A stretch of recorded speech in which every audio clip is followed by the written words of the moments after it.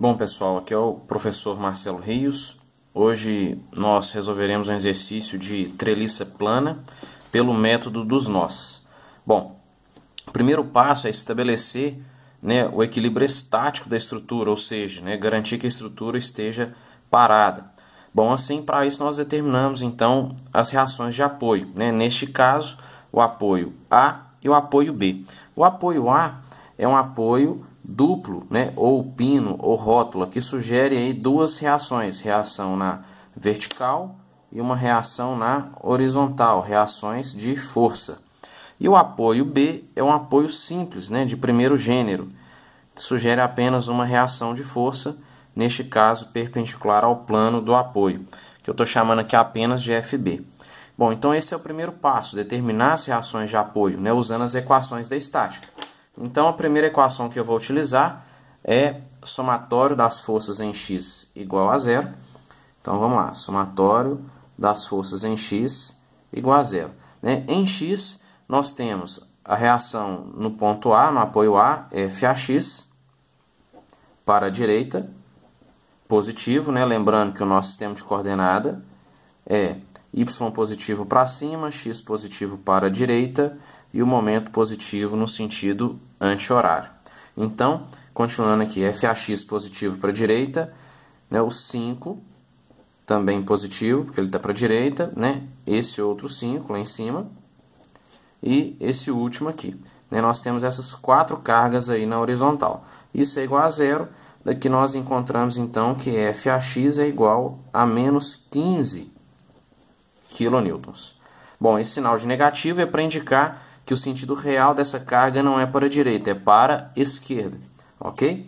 Bom, a segunda equação que nós vamos utilizar é o somatório dos momentos, Bom, a gente sempre começa pelo somatório dos momentos, que por ele, de acordo com o ponto que a gente definir para esse cálculo, a gente já consegue calcular diretamente uma das variáveis, que nesse caso é FAY ou FB. Bom, então eu vou fazer aqui, de forma direta, determinar a reação FB de uma vez. Para isso, eu vou fazer então o somatório. Aliás, vou determinar aqui a reação FAY primeiro. Vou então, para fugir um pouco aí do tradicional, fazer o somatório dos momentos em relação ao ponto B de bola. Ok? Lembrando que horário negativo e anti-horário positivo. Muito bem. Então, quais são as cargas que geram momento no ponto B? A primeira delas é o FAY, Gera um momento no sentido horário, ou seja, negativo, menos FAY vezes a distância perpendicular, que nesse caso, de acordo com a estrutura, vale 8 metros. FAX não gera momento em relação ao ponto B porque não tem distância perpendicular. A linha de ação da força em relação ao ponto B, é a mesma, então não tem distância. As cargas que geram momento aqui então são o 5, no sentido em relação a B também horário, menos 5 vezes a distância perpendicular, que pela nossa estrutura é 2. Esse primeiro 10 que gera momento anti-horário, então mais 10 vezes a distância perpendicular, que é 6. O próximo 5 horário, então menos 5 vezes a distância 4. Segundo 10, anti-horário, mais 10 vezes a distância 4. Ok? Esse outro 5 aqui, também horário, menos 5 vezes a distância perpendicular, que é 2. E o último 10, anti-horário, mais 10 vezes a distância, também 2. Isso é igual a zero. Então, daqui a gente calcula FAY, que vai dar 10 kN. Bom, para determinar então agora a reação FB, basta a gente utilizar a última equação da estática, somatório das forças em Y igual a zero. Então, em Y nós temos FAX para cima, então mais o valor encontrado 10. Bom, as outras três cargas de 10 para baixo, então menos 3 vezes 10 e FB para cima, mais FB. Isso é igual a zero. Daqui nós determinamos que FB é igual a 20 kN. Bom, esse aí é o primeiro passo, né? Determinar, né, as reações de apoio, né? Garantindo aí o equilíbrio estático da estrutura, né? Eu vou anotar aqui para ficar bem claro o que nós estamos fazendo, né? Muito bem. Bom, próximo passo agora é determinar os esforços internos em cada barra. Bom, numa treliça plana, a gente parte do princípio que as ligações, né, entre as barras são ligações rotuladas, ou seja, significa que o momento naquele ponto de ligação vale zero. Significa então que a gente tem apenas as duas equações, né, da estática, somatório das forças em x e somatório das forças em y para utilizar, né, considerando aí que cada nó, ou seja, cada ponto de ligação entre as barras, existem apenas forças e não existe momento interno ali atuando, né? Ok? Muito bem. Então, antes da gente prosseguir o cálculo aqui dos esforços em cada barra, vamos primeiro determinar, né, os ângulos aqui que são importantes para a gente. Por quê?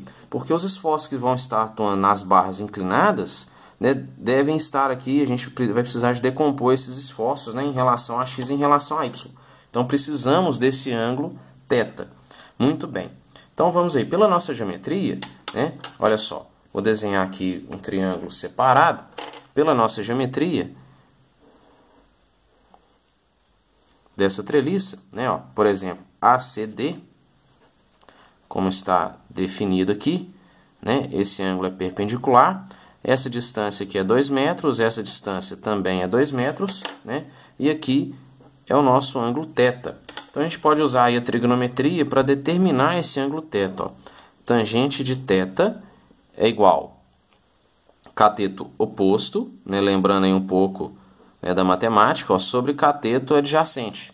O cateto oposto em relação a θ é 2, o cateto adjacente também é 2, daqui nós tiramos que tangente de θ é igual a 1. Então, para a gente achar o ângulo, basta, né, acionar aí a tecla arco tangente de θ, que nós vamos achar o ângulo θ, que neste caso é 45 graus, ok? Então, na hora de decompor as cargas, né, nós vamos usar esse ângulo aí de 45 graus, tá certo? E, para lembrar, né, mais um pouquinho aí a respeito das treliças planas, nós precisamos de, né, relembrar aí as convenções de sinal. Bom, para uma barra, né, numa treliça, ser considerada tracionada, os esforços devem estar saindo das barras, ou também ao mesmo tempo dos nós, né? Vamos ver como é que isso funciona. Então, vamos imaginar que a barra AD, ok? E eu vou separar, né, dessa barra AD os nós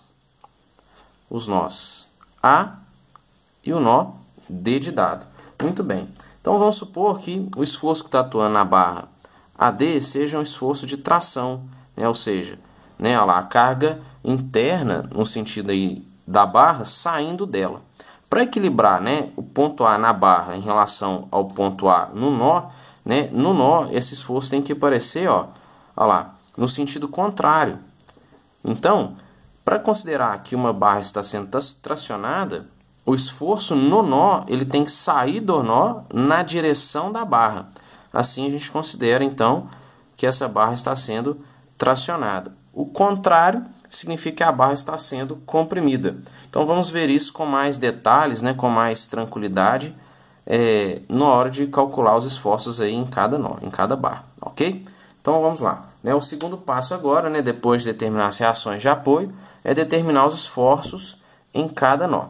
Vou trocar aqui de folha para a gente poder fazer isso com mais tranquilidade.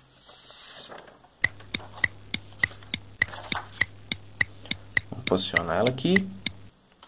Muito bem.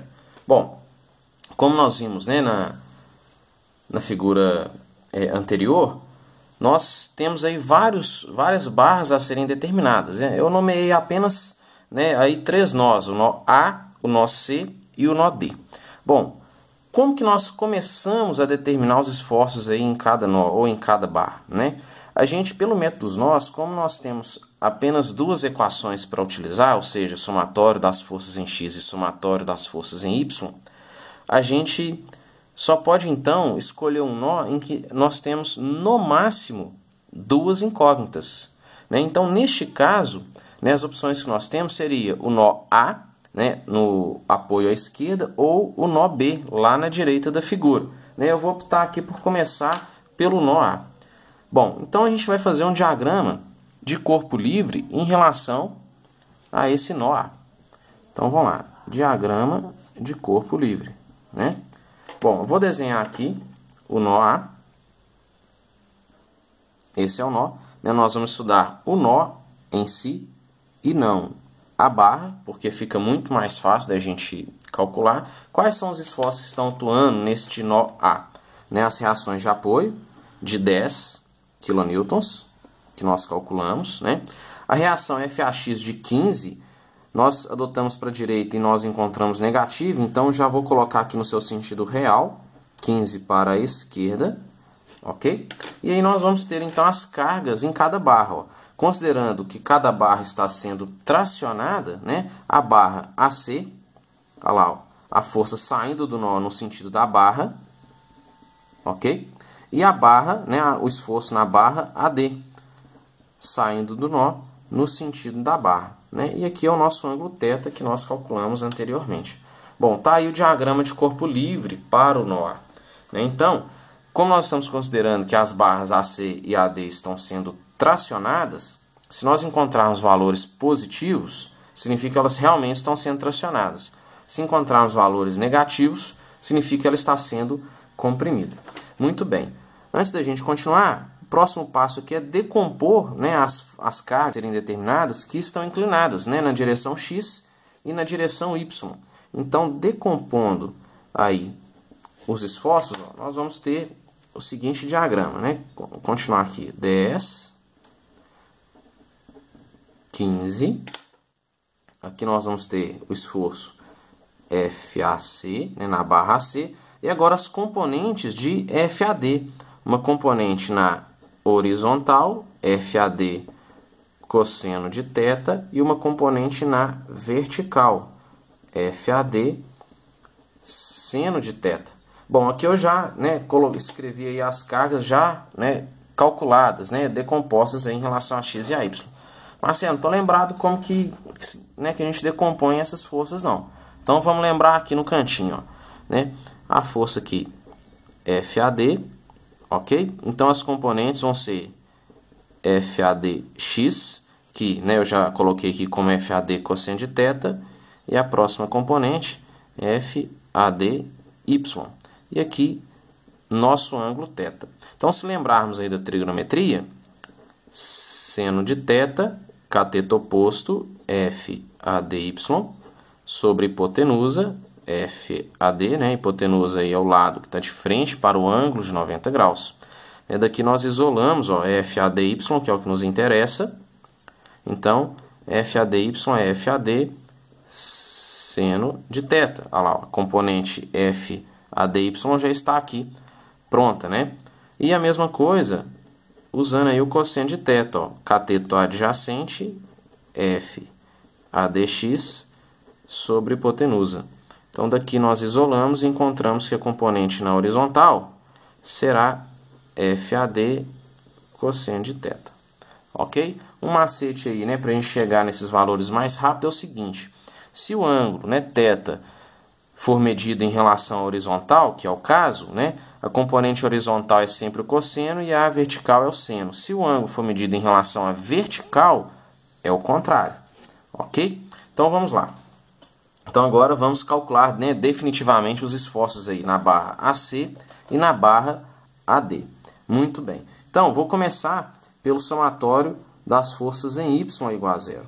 Vou começar em Y porque em Y eu tenho apenas FAD como variável. Então nós já vamos sair com ela calculada, com ela definida, né, de uma vez. Então vamos lá. Então nós vamos ter então, ó, FAD para cima mais FAD seno de 45 graus mais 10 igual a zero.